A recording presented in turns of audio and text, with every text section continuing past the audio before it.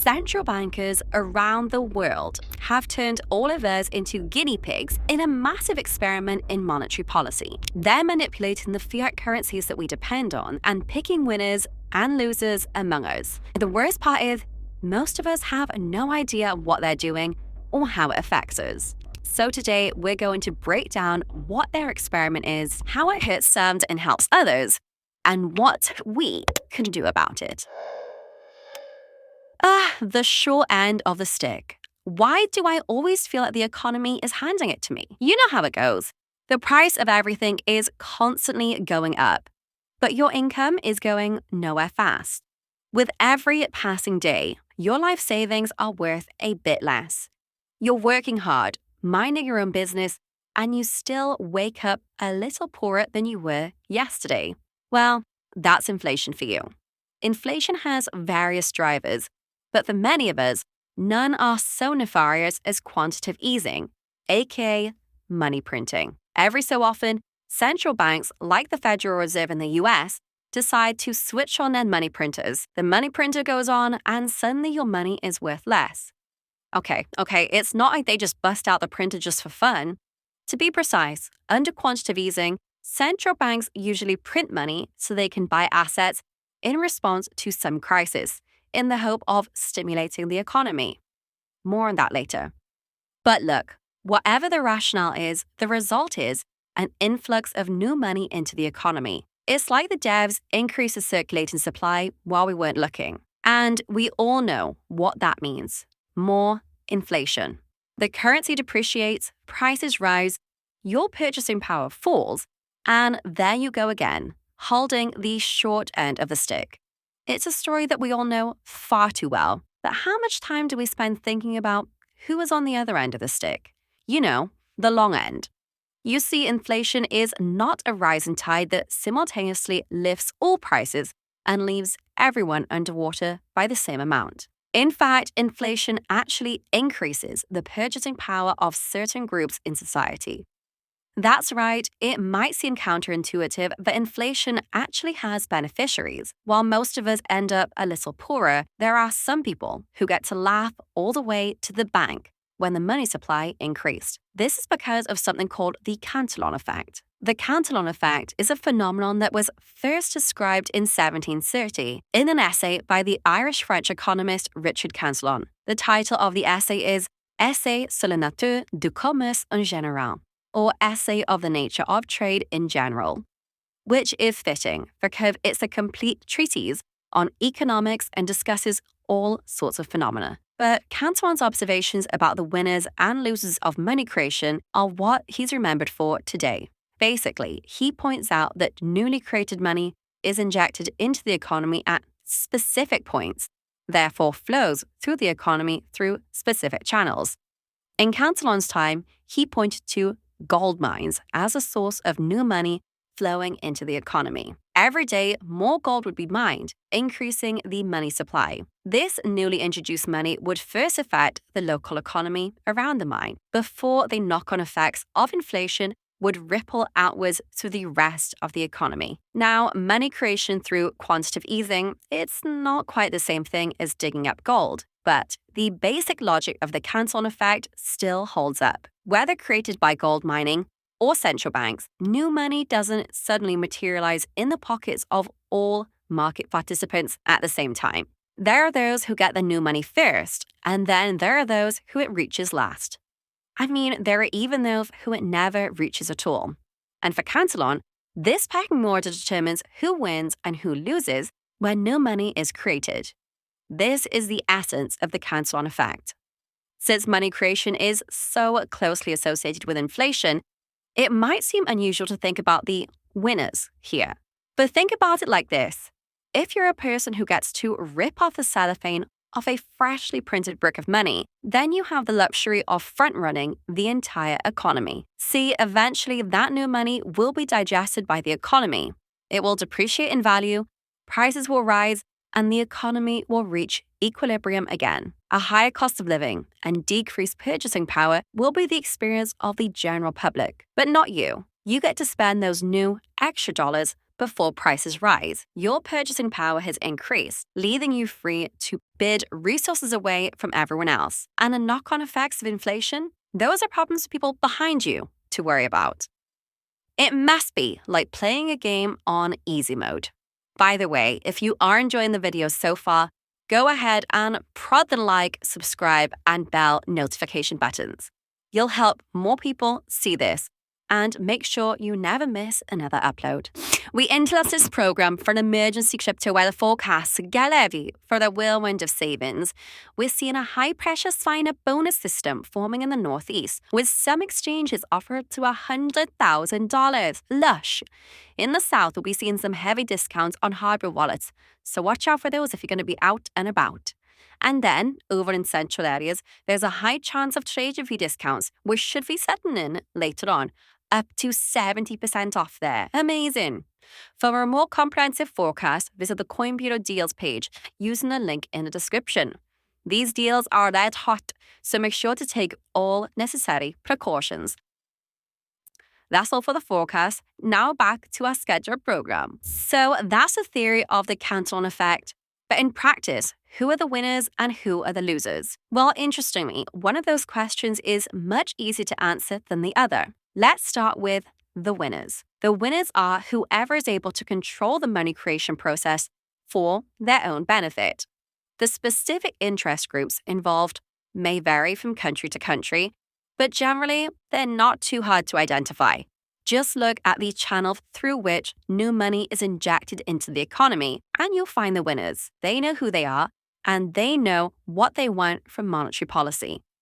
As a result, they are able to organize around their interests and try to influence policy decisions. Naturally, they will fight tooth and nail to continue to occupy those channels so that they can get their hands on the newly printed money first. The example par excellence was the 2008 financial crisis, when central banks printed enormous sums of money to bail out financial institutions and certain enterprises in the housing market.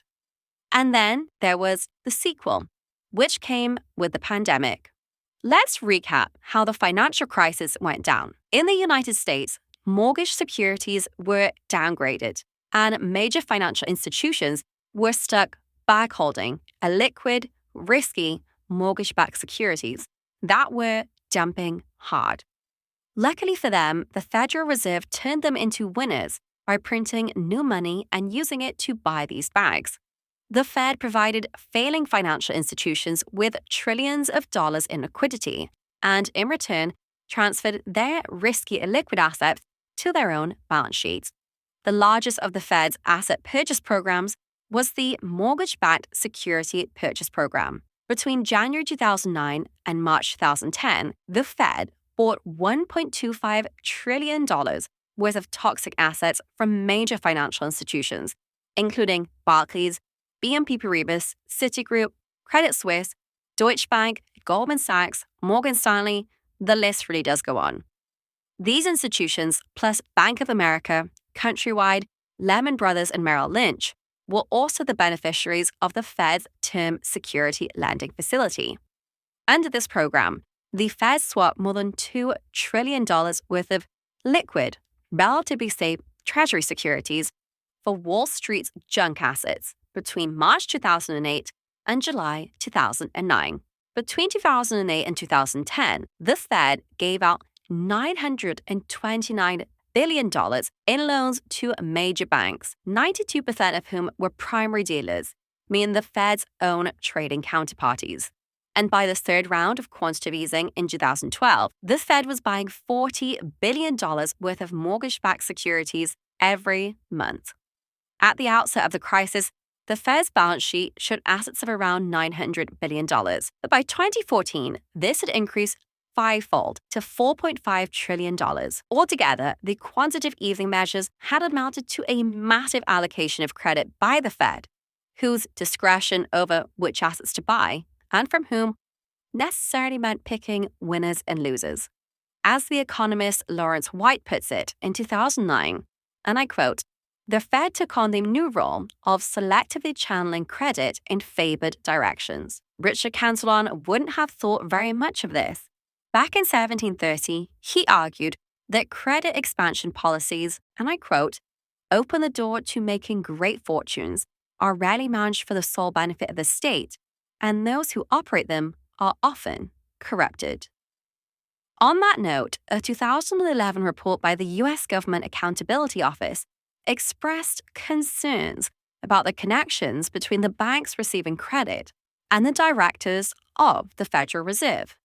It said, and I quote, some of the institutions that borrowed from the emergency programs had senior executives and stockholders that served on the Reserve Bank's board of directors. We identified at least 18 former and current Class A, B, and C directors from 9 reserve banks who were affiliated with institutions that use at least one emergency program. Having the Class A directors who represent member banks and the Class B directors who are elected by member banks creates an appearance of a conflict of interest. This is because Class A or B directors might own a stock in banks, or Class A directors might work the banks that are supervised by the Reserve Bank, while also overseeing aspects of the Reserve Bank's operations. So, as you can see, the financial institutions who have a hand in directing the Federal Reserve have the best seats in the House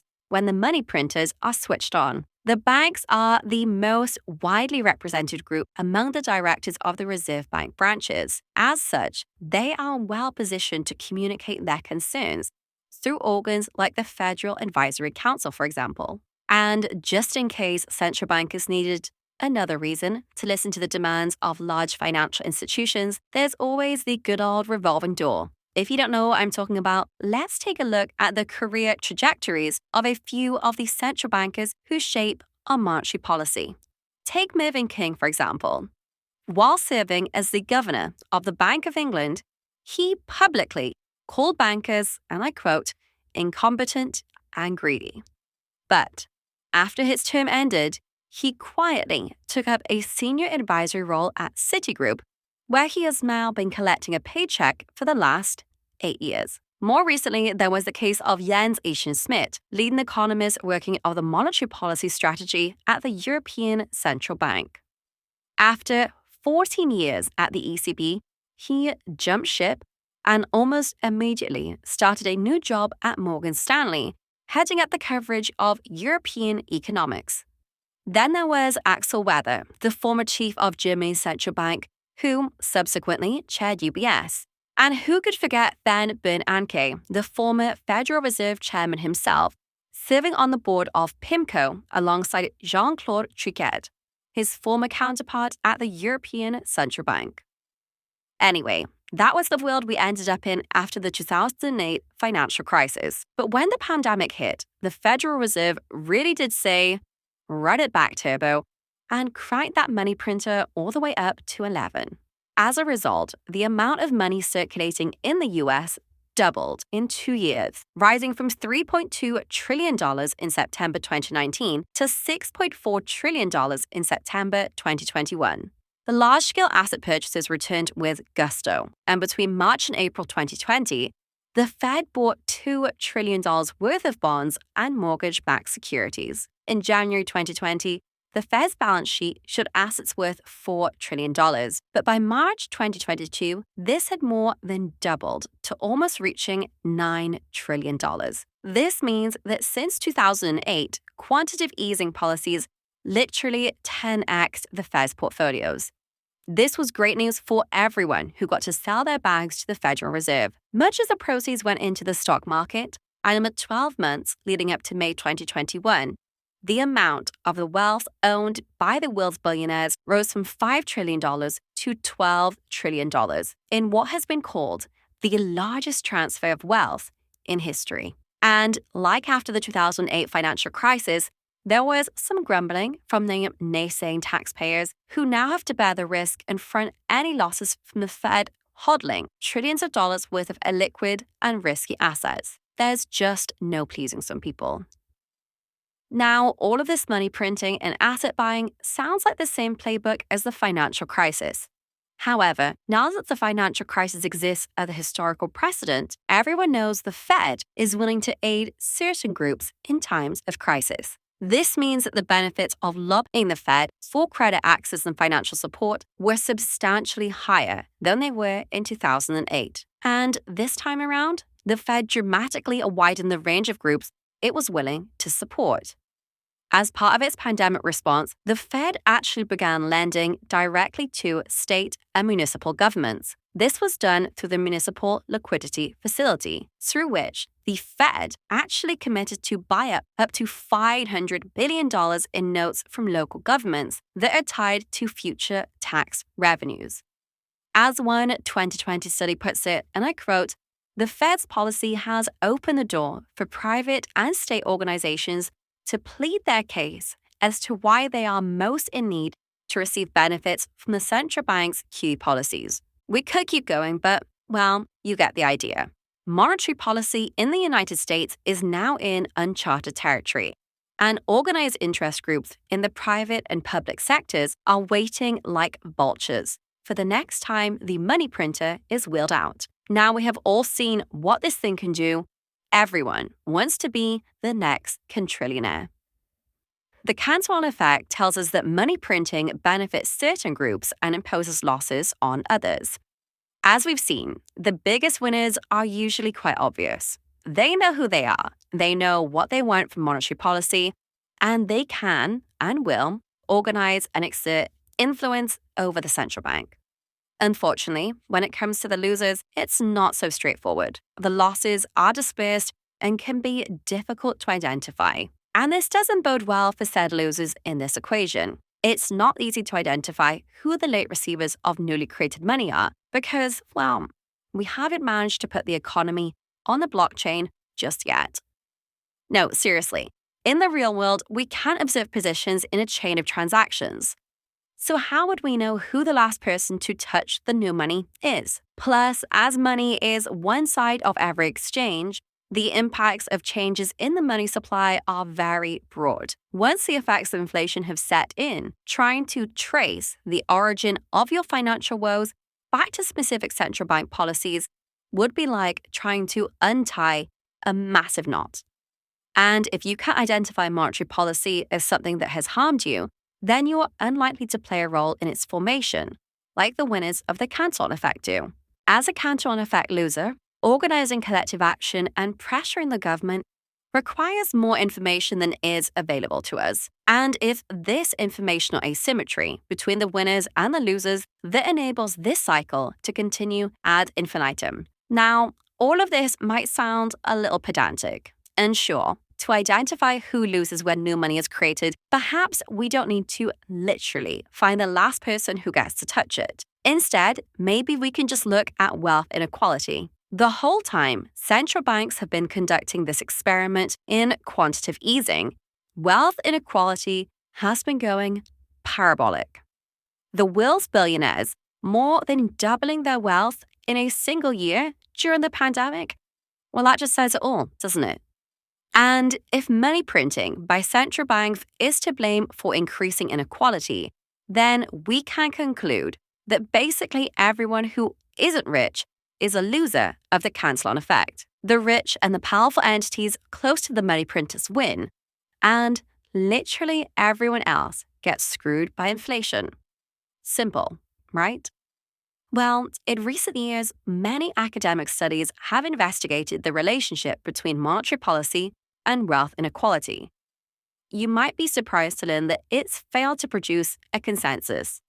One literature review published by the journal Public Choice in 2023, they found that, and I quote, studies have varied dramatically with respect to their conclusions, with some saying that quantitative easing has increasing, decreasing, heterogeneous, ambiguous, and negligible effects on inequality. The growing literature on this topic seems to have failed to identify a systematic effect between monetary policy and inequality.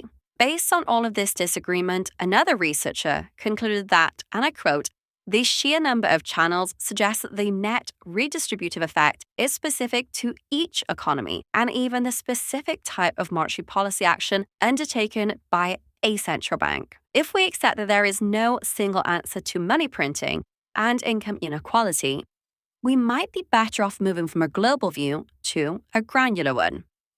In other words, rather than trying to discover some general law of economics regarding money printing and also inequality, we should just ask in each country who exactly is making the decisions, how and what their interests are.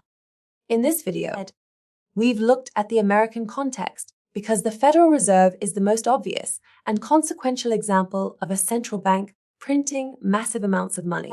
But the fact is, the forces that shape monetary policy vary quite a lot from place to place.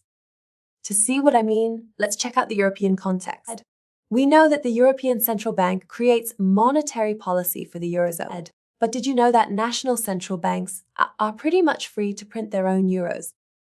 They can do this in the course of, for example, providing refinancing credit to local banks or buying more assets.